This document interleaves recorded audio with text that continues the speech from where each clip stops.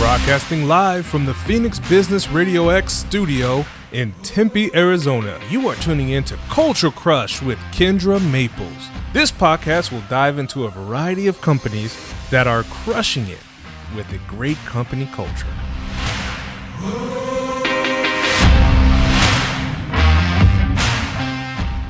Hey everyone, and welcome to another episode of the Culture Crush Business Podcast.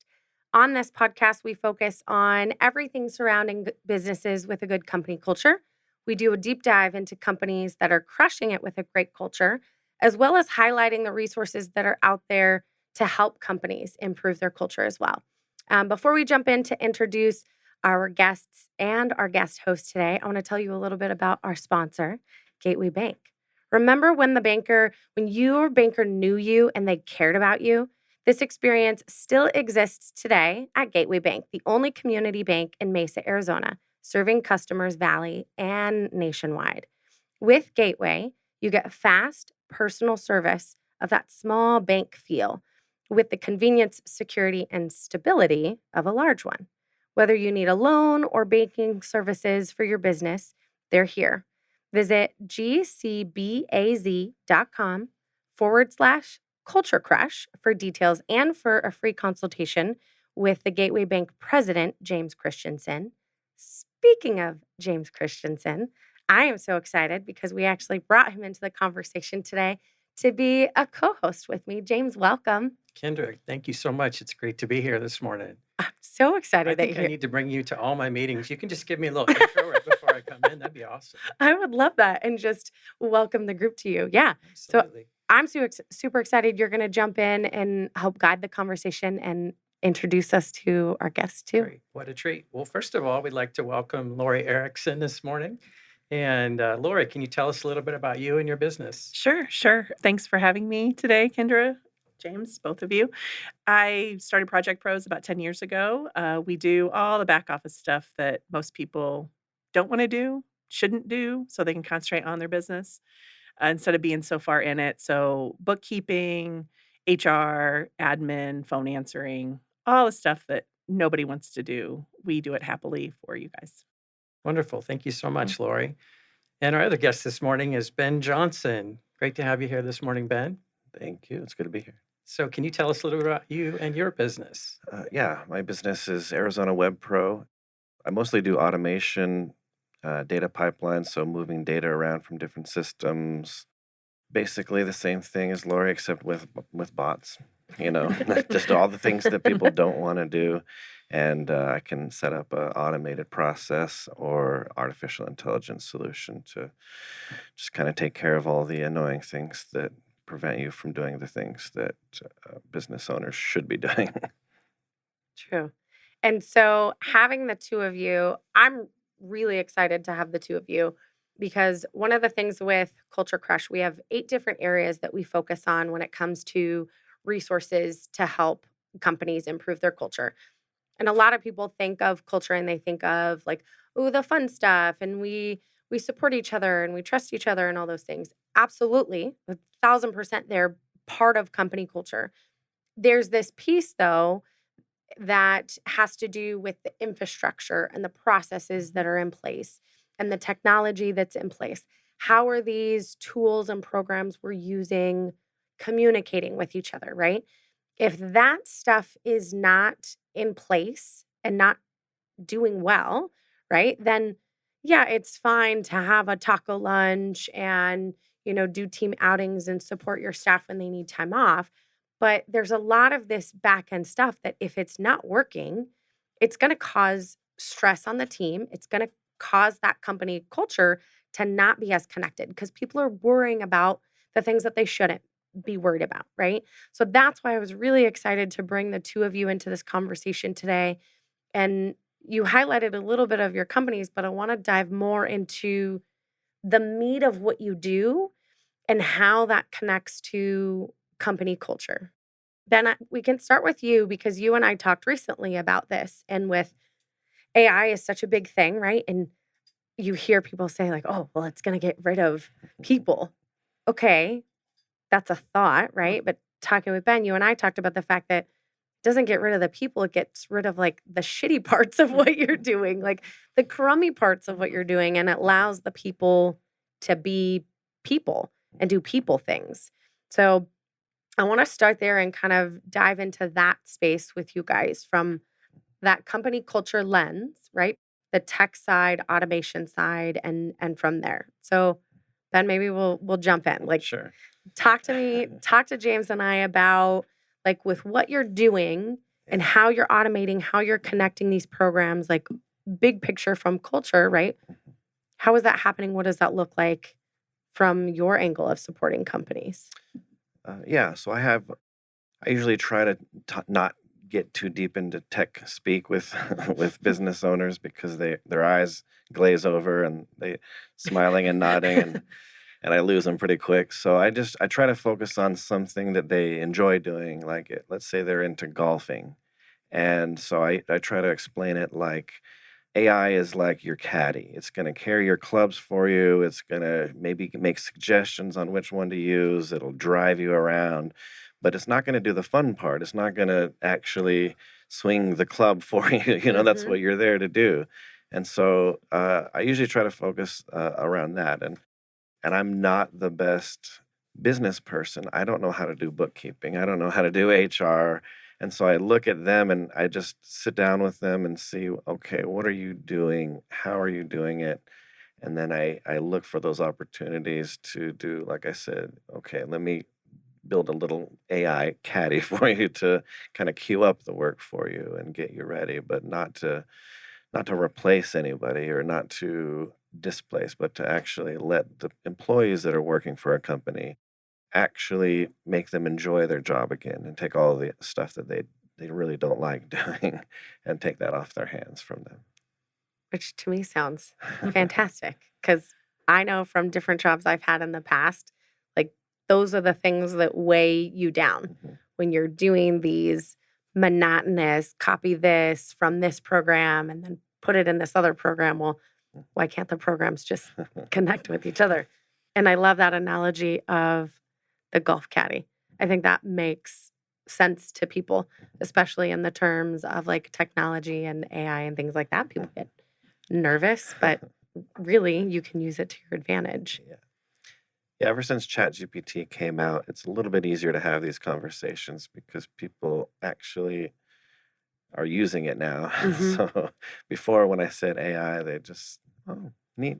Okay. I want to jump over to James and Lori with you guys. James, especially from your perspective of working in a bank, right? Like there's a lot of guidelines and a lot of parameters and a lot of things that you probably can and can't do. So I'd be intrigued to hear, like, from your perspective of the growth and opportunities with technology and AI that you see happening in the bank space. Sure, it's changed pretty significantly in the 37 years or so I've been a banker. The first thing I will say is my AI caddy would heckle me. Oh, I would program it Yeah, specifically to do that for pretty you. sure that would happen. The interesting thing about any kind of business, and I like the idea of pulling this into process and procedures and improvement into culture because it's so much a big piece of how the whole thing works together. I've told people for years, process and procedure isn't the sexy part of the job, Mhm. but it is so critical. When we Yeah. started talking about bank failures or companies that didn't work, so much of it had to do with not having this process and procedure. So some of the areas, as bankers, we're kind of like my dog. We fear change. But there's areas that it has made a big difference in decisioning and I think what people need to understand is that you can set your boundaries for what you Yes. want to use AI for. So we can use it to help with decisioning, but then that decision is still us. There's still that Yes. human decision behind it, but a lot of that legwork that goes into deciding, okay, you applied for a loan. Are we close on this? Does it fit in this category? And it really can help limit down to, it really probably takes several days out of that decisioning Oh, yeah. process and then helps us focus on what's the most important. We look at AI as a friend. And I don't really, our team, I think, if anything, well, our team continues to grow, but because we need more folks out to execute. But really, on the front end and the back end, on loan documentation or on loan decisioning, AI helps in that process. Yeah, definitely. Lori, but what about you with Project Pros? I mean, so much of what you're doing is from like the main project standpoint, right? You've Yeah. got a ton of people on your team that are working on this. Like, tell us, how does the technology Mhm. kind of factor into process improvement at a big level with you guys too? Yeah, so we really go in and kind of find their pain points and try Hmm. to alleviate their pain points. I think that's probably common for Yeah. everybody at the table here. And I don't know if we use AI so much. I mean, we do because we help with social media and things like that. So we use some of that to really help with that blog so it doesn't take 9 hours to write it. It cuts that time significantly. Hmm. But we also look for those solutions with different programs, and that's why I'd love to have more conversations with Ben because even the HR piece that we do, there's a lot of great software out there. It still needs to be managed though. Like you can't just say, okay, this program is going to take care of all my HR because you still need to have that human touch to put that information in and then the employees can take it over and all of that and it makes it simpler for everybody. Hmm. And really that's kind of where we come in is where we want to give those resources. We're a great think tank. Mm. So we have just lots of different people with lots of different experiences with lots of different programs that we try to automate all that stuff for them, that think tank to really get them where they need to be Hmm. and help them with their culture. So just like Ben said, taking some of that stuff off that employees dread coming to work for, even my team, just take the stuff off that is just monotonous that you do over and over and over again. Hmm. So, yeah. Do you have conversations with these leaders? Like, do you see it being an easy conversation or a harder conversation when you connect it to the culture piece? As far as Like, just when you're trying to eliminate those pieces Mhm. using technology, connecting, what you guys can do for the company, right? Do they start to see that it's more of just, like James said, it's not sexy, Mhm. but it's part of the important pieces to grow the company and grow the culture? Do you start to see those conversations and even like those aha moments with businesses when you're working with them? Yeah, we just took on a fairly big client, and there was huge resistance on us coming in and taking over all their finance and taking over all their HR because they thought that they were going to lose like that within the company, and Mm. being able to talk to that person. We've been with them for about 6 months now, and just the amount of stuff because we're a team and we're trying to find all those solutions for them. How much time we've cut out of their days, how much we've gotten done as a team because we can pass those projects off and Mm. everybody can get involved and we go back to their team and have them help with that stuff too. And they've big aha moment because now they're like, we want more vendors like you. Like and not that they've eliminated absolutely any employees. Like those employees are still all with them. It's just that we've made their life a lot easier. So Well, and there's huge importance of what you're saying of finding the right vendors. mhm, Not only the vendors that can like fill the gaps, mhm, right? But just vendors and folks that you align with. I mean, James Gateway Bank is a perfect example. James came on the show a few months ago and we're mhm. just having these conversations and we're building these relationships and we're like, we align. Well, Like we yeah, got to find out how we can support each other more exactly. because we do align and we're in Yes. the same space of, building good community and building Yeah. good people. Well, and a lot of people will hire somebody and they'll give them 3 hats to wear. Mhm. And, the, nobody's good at 3 different things. They've really perfected one thing. And so, with hiring more of a team, even AI, you're getting that specialty stuff that they're really, really good at. And you're not asking them to do something that's way outside their comfort zone. Yeah. So, Yeah, I was listening to a mhm, podcast. I can't remember his name. I think his last name is Bustamante, mhm, a former CIA operative, and he was saying that because the CIA is really good at very small, effective teams, and he said every team you need a bear, a lion. I don't know. There's four animals, awesome. and he was talking about that exactly. There's an organizer, an implementer, an idea person, a networking person to focus on the networks. And I'm definitely, maybe on a good day I can handle two of those, but Makes sense. you do need. It is hard to wear those different hats. It's definitely something I've seen and experienced myself. Yeah. And especially with growing companies, I would imagine, I mean, all three of you are working with companies of all different sizes. Karen and our producer Jesse here, we have been reading the book E-Myth and the stages that a business goes Mhm. through and when it's in infancy and the in the beginning is when you are doing all of the things, right? And the gal that he compares it to, it's this gal who has a pie place, right? And he's talking to her and she's the business owner. And she's like, I hate making pies now. Like that's what she started her business as because that's where her passion was. But then she got caught up in all of the other things, right?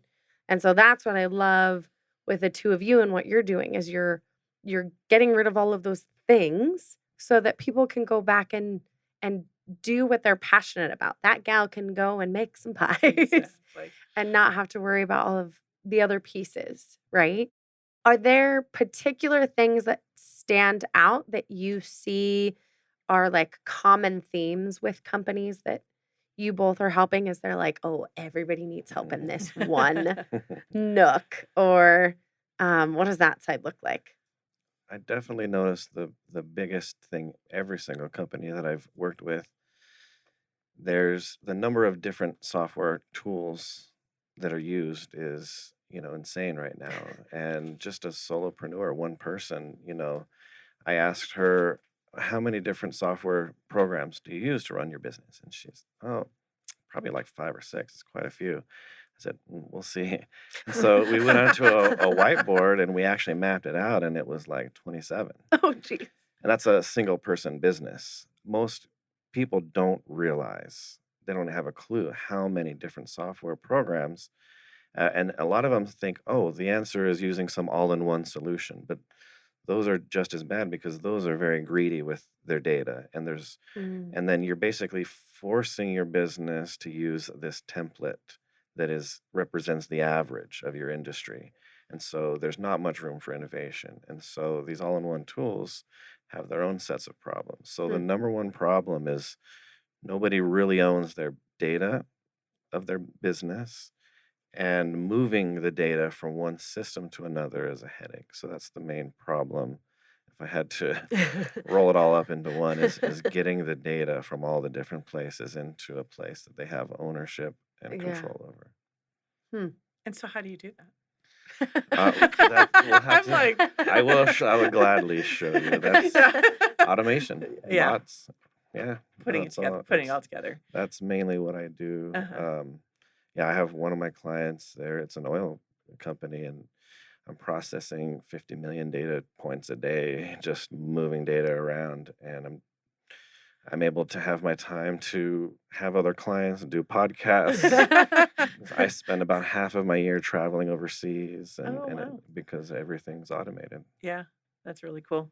And I think that speaks also to just having those different programs is so important though, Yes, yeah. and having them talk to each other because a great, person example of that is if they hire somebody for their bookkeeping, for their finance, they always get stuck with HR.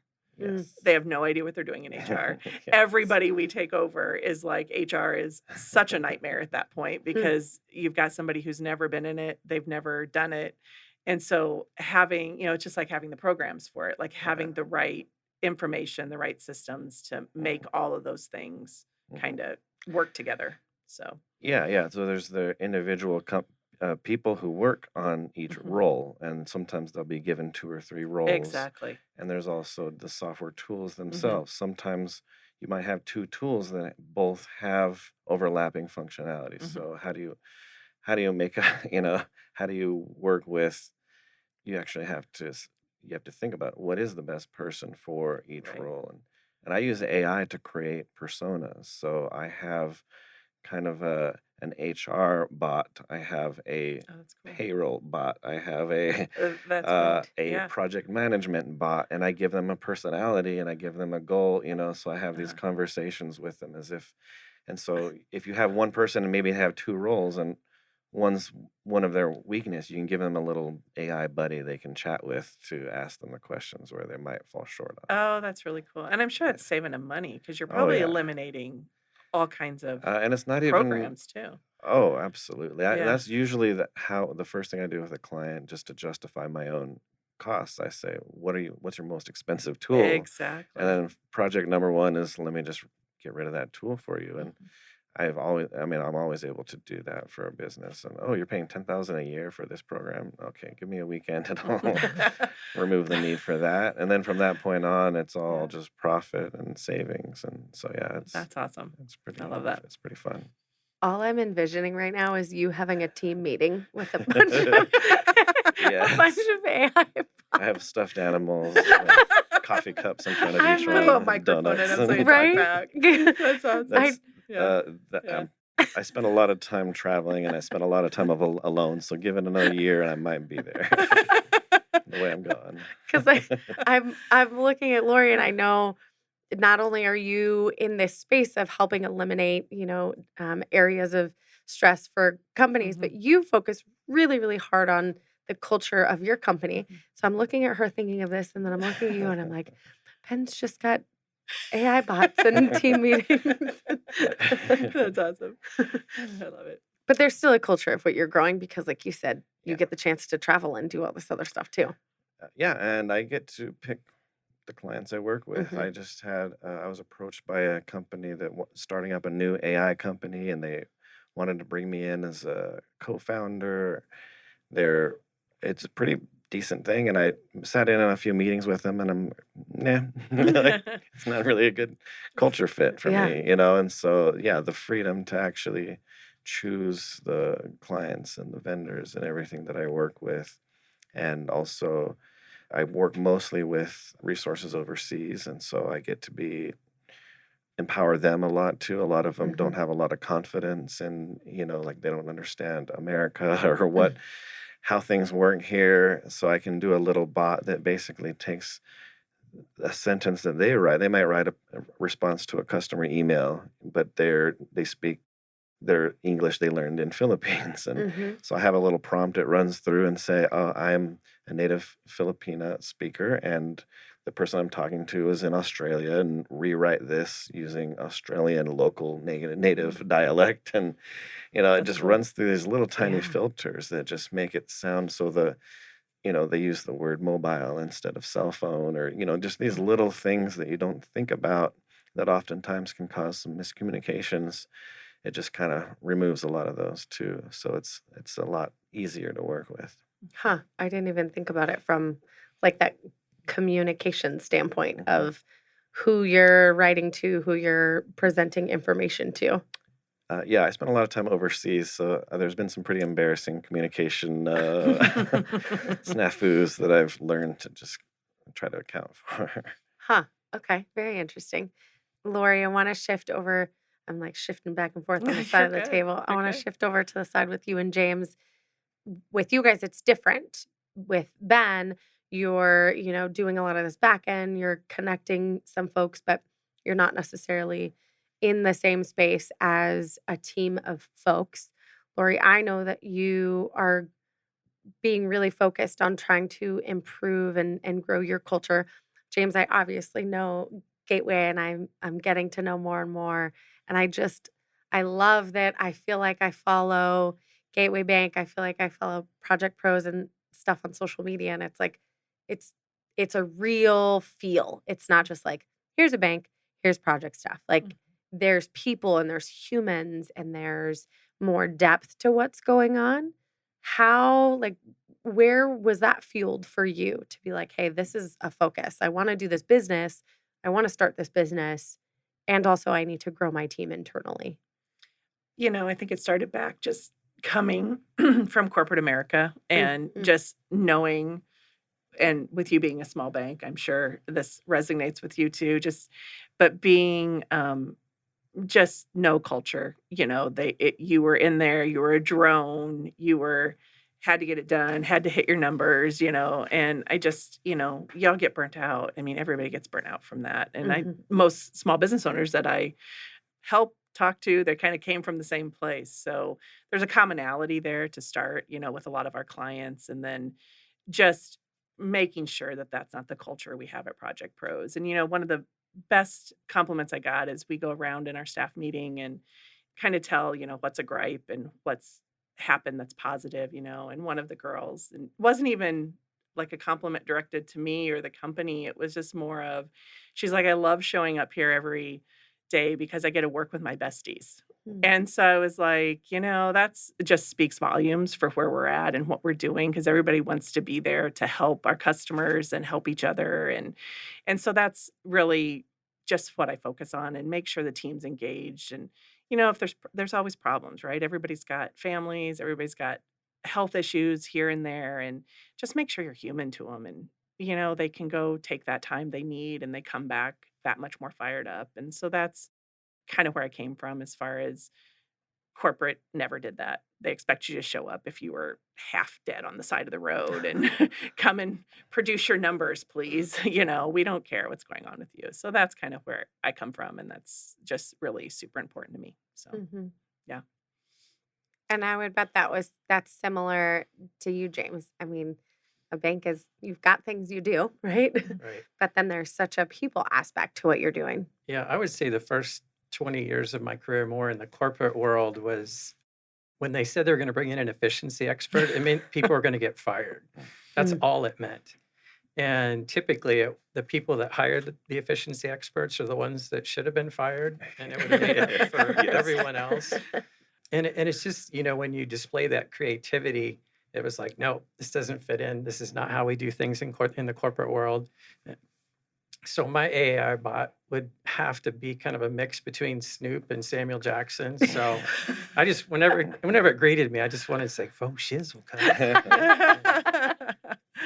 But I think having on the the tie into the culture and what both your companies do is I think sometimes management's like, okay, we need to focus on this directive.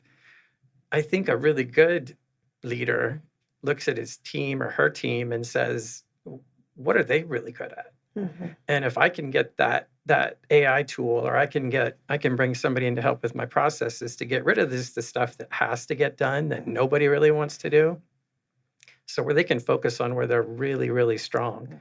And I think that's where it's kind of fun to guide people in that direction. I've had so many people tell me, they're like, I will not do sales. I won't do sales. I'm never going to do it. And they are so amazing at it. And it's like, well, you just did it. You didn't think you did it. But, when people come in, you just give them that feel, that culture. And I think when we pair those decisions, instead of management saying, you know what, we're changing who we do our HR with, everything else. It's like, so beforehand, they're all bought into that decision. And then when they come in, you're all part of the process. It's, like when we look at some of these tools, the people that it would affect most are helping make that decision. Mm. And they're like, wow, this is amazing. I didn't even know that was something we could do. Mhm. Now I can focus on this. So really, I think the side benefit is you do get the efficiency and the scalability, but that is a byproduct of having a really happy team on them getting to focus on what they want to do. Yeah, I think a lot of large businesses, they treat their employees like bots. They expect, here's the input, this is the output I expect. And that's how you deal with a bot, but that's not how you deal with a person. So the more we can automate, like I said, the boring stuff, the things that bots should be doing and the humans shouldn't really be doing, then they can treat the bots however they want. They can be very abusive to them, and one of my clients, I created a Taylor Swift inspired bot for her. And so it looks at her projects and her tasks that she has, and it sends a text every morning just saying, hey, girl, this is what you got going on. You got this. If any challenges come up, just shake it off, And she loves it. She's usually texting me constantly, asking me, Ben, how do I do this? Oh, my website has this error. So I just basically made a bot and I trained it on all her data, her business, her website. And I just say, here, just text this number. This is your new personal assistant, SwiftBot. And she just loves it. She's sending me screenshots of some of the responses. And I'm even surprised. I'm like, wow, that's pretty good. And my phone rings a lot less and she's a lot happier and it's fun. She really loves it. And and then and she's a lot her bot is a lot more cheerful than I am at 6 in the morning. So it works out great. That's awesome.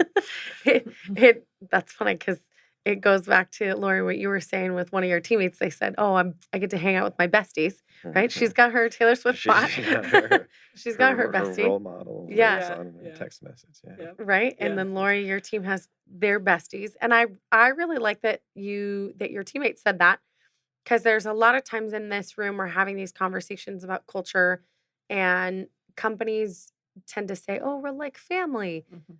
which is I get where that comes from, but at the same time, like my family doesn't pay my mortgage. Right. So if I get mad at my family or there's a different level there. So Yes.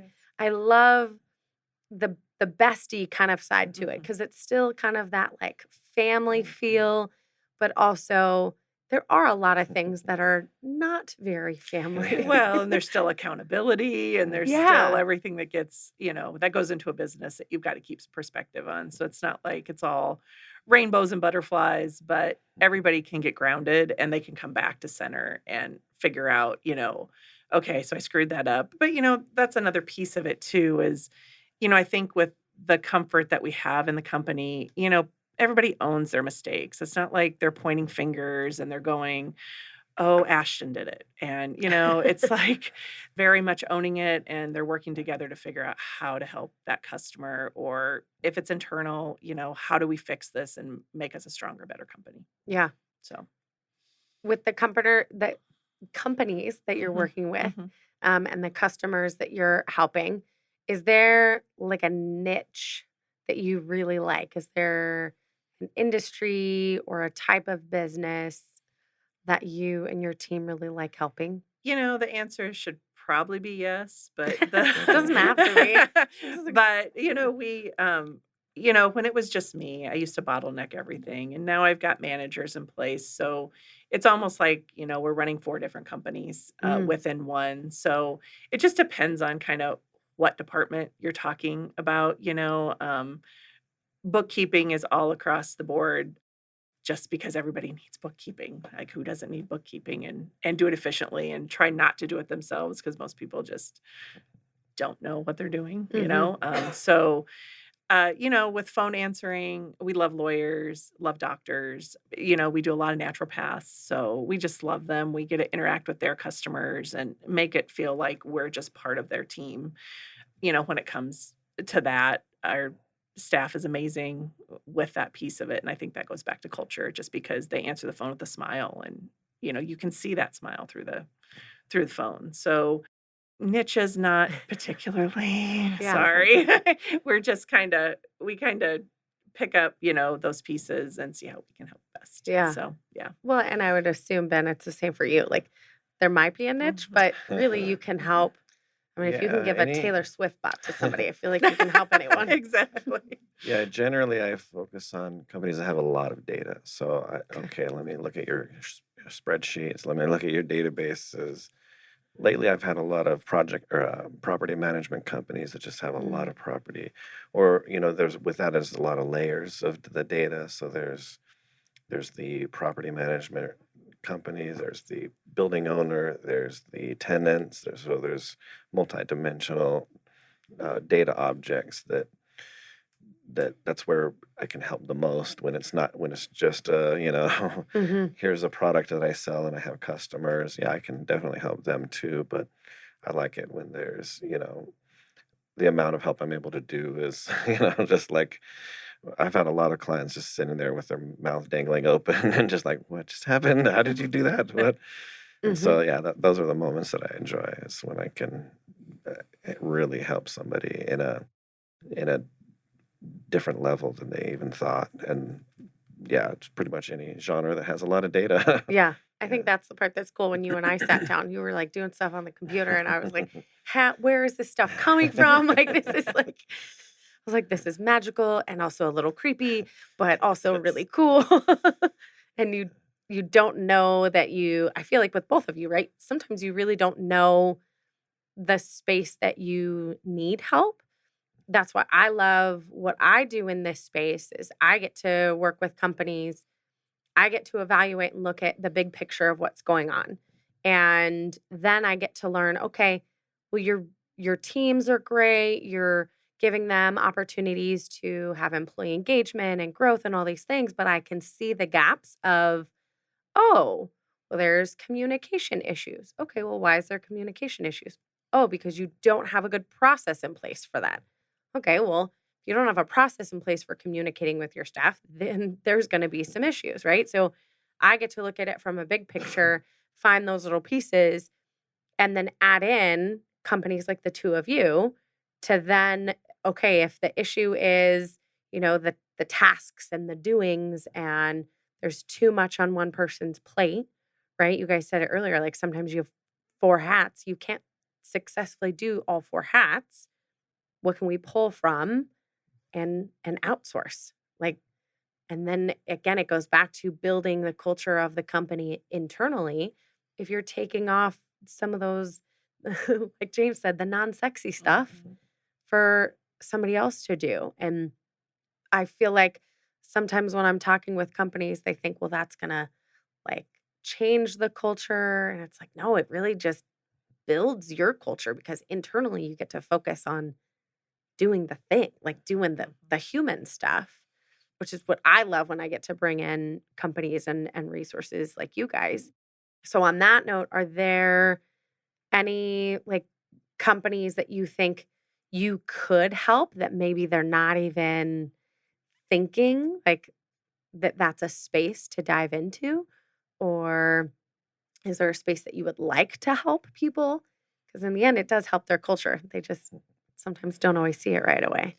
I think it just comes down to a lot of people get so entrenched that they don't even know, and I'm sure this speaks to both of us, honestly, they don't even know what to offload. Mhm. So sometimes it's just that conversation as far as, what are you doing on your daily basis? And, kind of pick out the things that don't make sense for them to do. So Mhm. as far as a exact company, no, but I think just people being aware of all the things they're doing that they shouldn't be doing, and, them not even realizing it because 'cause they're just pedaling so fast that they can't even see what they shouldn't be doing and what they should really be focusing on.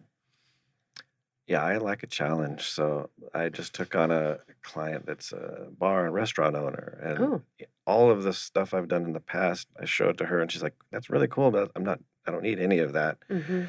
And so I'm like, "All right, let me see what I can do. Show me what you're doing." And so yeah, I came up with all kinds of solutions. I'm looking at scheduling, so their front of house and back of house, and I can look at what in their past, all of their sales in the past, and forecast what their scheduling needs are going to be Mm. on different days of the week and holidays, and just kind of build out a schedule for them.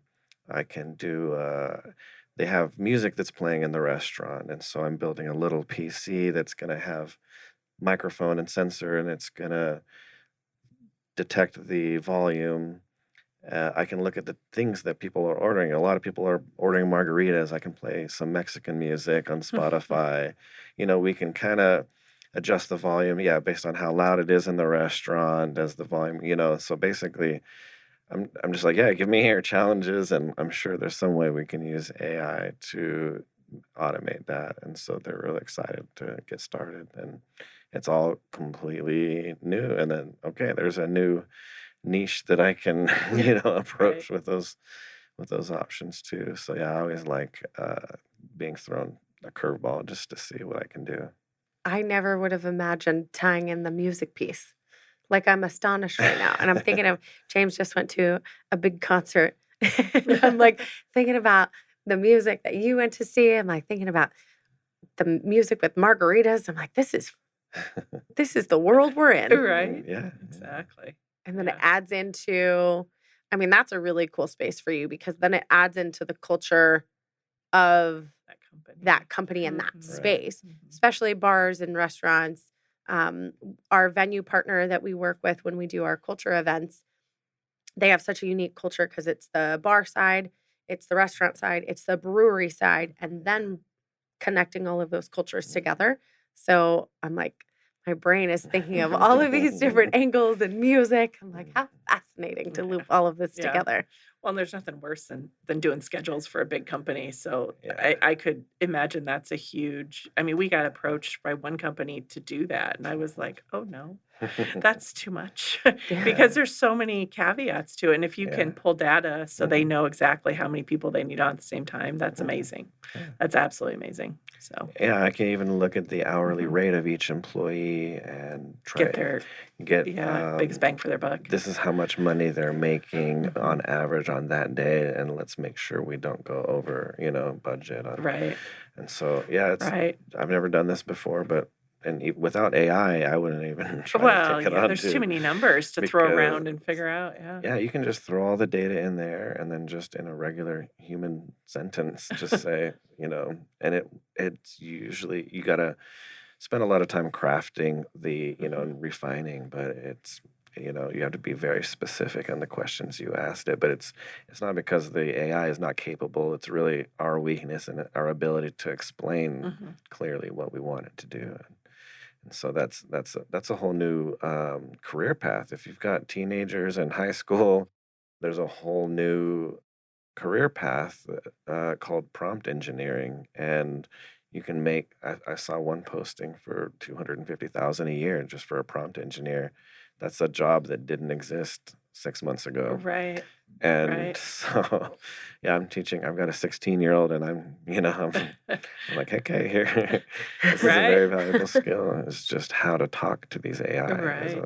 is a skill set. Right. I'm so astonished and actually really excited. I feel like sometimes lately people are nervous for, the world we live in and all the changes and all the, yeah, some of it's not great, but if you can utilize it in a way that allows you to build and grow your people internally, use the technology, use a company like Project Pros to offload the bookkeeping and the financial side and all of that, and then really grow your people as people. That's a fascinating opportunity that we have. I mean, I think back, and I've said this before on the show, I think back to my dad. My dad was a frame technician and worked on cars. And I'm pretty sure my dad did not love his job, Mhm. but he went to work, did his job, came home. Like he did it because we had to put food on the table, right? And now that there's so much technology that's involved to allow people to have a little more human component. Yeah, we tap into the non-human side, but I'm actually really excited for the future with the technology and companies like what both of you have. Yeah, I think it'll be a pretty exciting space to get into. We are getting a little closer on time. So I'm looking over to James. James, I want to know, what do you want to know from these two? Or I love your stories too. So I want to tap into you a little bit as we start to wrap up. Two things. First one's just a comment, and I think it's, outsourcing to enhance your culture, Mm-hmm. which I don't think most people would think of. But that's what keeps coming up over and over and over again. So I guess one of the questions I would have would be, when you've gone into an organization, as far as the management team, when you have a really successful implementation, what's the role of that team, or what did they, was the whole team part of you coming in? Was it, what does management or the team need to do to make that transition or that improvement successful? Usually it starts with the owner, obviously, but like the more successful accounts that we're in and they've been with us forever, it's the whole management team on board and offloading the stuff that they hate. I mean, really it comes down to that and not having to hire that employee that they thought they would have to hire because we all know the hiring process. It's tedious, it's long, it's making sure you have the right fit. And so, they get a comfort with us and whoever on our team is going to work in there. And I think that's the biggest hurdle that we get over is they don't have to go out and hire and they're comfortable with us by the time they've made the decision in full. A lot of times I'll have the CFO and the CMO fighting over me for which one gets the credit for all the things I'm doing for them. But yeah, I like to think of myself as the automation department for an organization. So my job isn't to sell them a solution, it's to handle across from one end of the business to the other, across all the departments. Just like in the past, the IT department would handle all of the technical aspects of your internet, your printer, things like that. But all the different departments are going to use the internet and the printer. But so I think of automation as almost like a utility. It's, how do we move our data from point A to point B as quick as possible? And how do I unclog the plumbing and, and get it? And so, yeah, I like working with owners of the company or whoever's kind of in charge. But then at the end of the day, I'll sit down with the actual individual employees and how do you actually do your job from day to day, and I'll just give them little tips along the way. So I don't really start at the top and work my way down. I kind of work on both ends and work my way towards the middle. That's usually how I approach it. Yeah, it seems like that, the focus needs to be on the user and the customer experience. And so much of the time we focus solely on the customer, Right. and we haven't talked to the team. I mean, I do survey monkeys with my team more than I do probably with our clients. But it's amazing what comes out of some of those. It's also, I'm not afraid, scary person to talk to most of the time. I don't think my youngest daughter might disagree a few times when she got in trouble. But really, I think some of the ideas for improvement, process improvement, have come from, well, it comes from the folks it affects the most, and sometimes they aren't even part of the conversation. Yeah. And I think that's where, when you come in, there may even be things that you didn't know about that you're like, oh, did you know that your team spends X amount of time doing this? If they didn't, we could go this route. Yeah, I find that happening a lot. Is a lot of times there's a disconnect between the managers and the team, and as long as stuff gets done, the managers, but they don't realize, oh, here's this process that they're doing, and they don't even need to do that process anymore. A lot of people are kind of afraid to, like, I'll come in and think it's the old days of I'm the efficiency guy, I'm here to replace them. Mhm. But the first thing I do is I'll say, okay, let me give you some tools to help you make yourself look good to the higher ups too. And so they seem to respond well to that.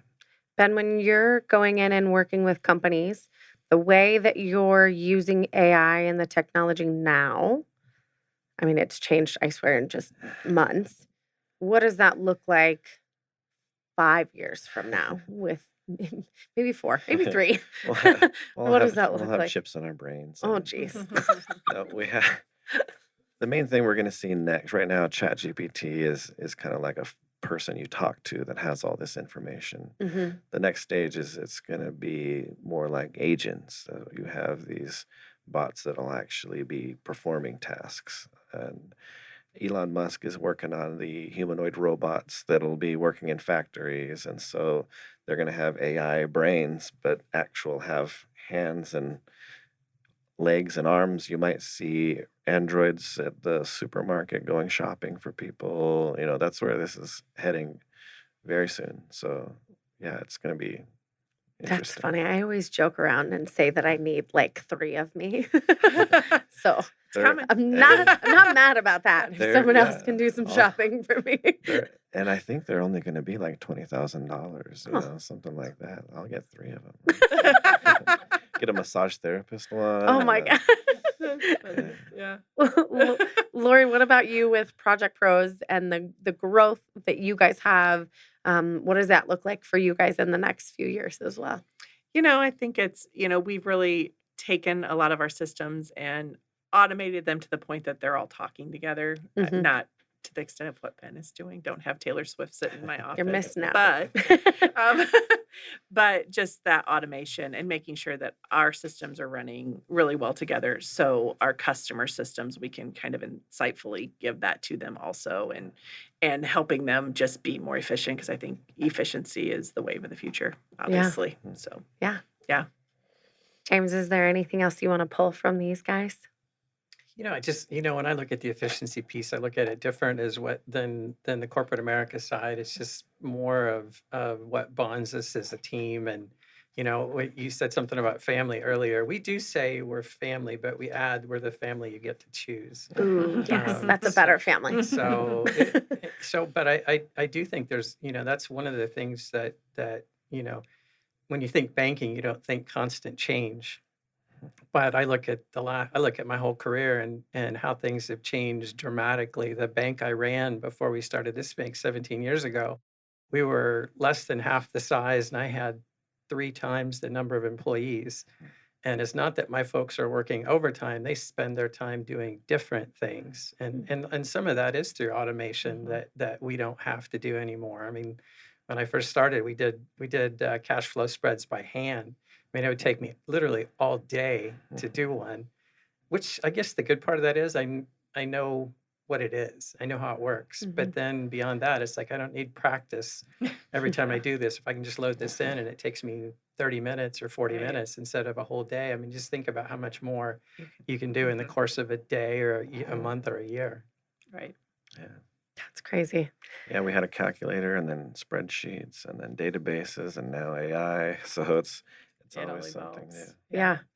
As we wrap up, because it's amazing that has been an hour already, I want to make sure that as people are listening, especially with the resources that you two provide, and I also see a lot of really cool overlap. So it'll be neat to see how you guys can kind of partner even too, maybe. But as folks are listening, one of my favorite things with this podcast are the ones where we really get to showcase resources that are out there. So not just highlighting the companies that do a great job, but then also the resources. And so today I got both. I got James with Gateway Bank with that, awesome company culture that they're growing, and then with the two of you as resources. So as folks are listening, I want to make sure they know how to reach the two of you. So, Ben, if folks are trying to figure out this Taylor Swift bot and the other things that you can do to help them, how can they reach and connect to you or maybe your bots? I don't know. My bots will find you. Yeah. I'm on LinkedIn, Arizona Web Pro, or you can email me, ben@arizonawebpro.com. Awesome. And then Lori, how do folks find you guys and Project Pros? Yep. On LinkedIn also, our website is projectpros.rocks, ROCKS, and Lori at projectpros.rocks. Awesome. And then as we wrap up, James, I'm so excited that you got to join me today. I'm going to bring you back in a couple of months too, but this was fun. This was a lot of fun. I appreciate it. Yes. Yeah. Thank you to everyone for listening. This was another episode of the Culture Crush Business Podcast. Culture Crush Business is your hub for company culture resources with deep cultural insights and years of experience and expertise. We evaluate your company's needs and connect you with the resources to cultivate a thriving culture. And before we exit and wrap up, I definitely want to say a little bit more about Gateway Bank. And the fun part is I'm looping James in on this exit as well. This episode was sponsored by Gateway Bank, a community bank in Arizona that specializes in serving small businesses across the valley and the country. We're so thankful to have them as a sponsor and especially to have James as a co-host for today as well. We partnered with Culture Crush because we believe in hiring the best people and building the best company culture for them, so they deliver the best experience for you. When you work with Gateway, you don't have to call a 1-800 number for support or anything like that, or submit your loan application and wait weeks or months for an answer. You get fast personal service from a team who knows you and cares about you. When Gateway was founded in 2007, the team had a vision of building a hometown bank that prioritizes people over profits. Over 15 years later, we're proud to still be one of the highest performing and highest rated community banks around. Whether you need a loan or banking services for your business, Gateway is here to help. You can visit gcbaz.com/culture crush. That's how you can get details for your free consultation and your chat with Bank President James Christensen. All loans subject to approval, member FDIC. And thanks everyone for listening. Thank you for listening to another episode of Culture Crush, the only podcast out there that does a deep dive of companies that are crushing it with a great company culture. If you think your company has a strong culture that should be highlighted, please reach out to Kendra Maples on LinkedIn or email us at culturecrushpodcast@gmail.com.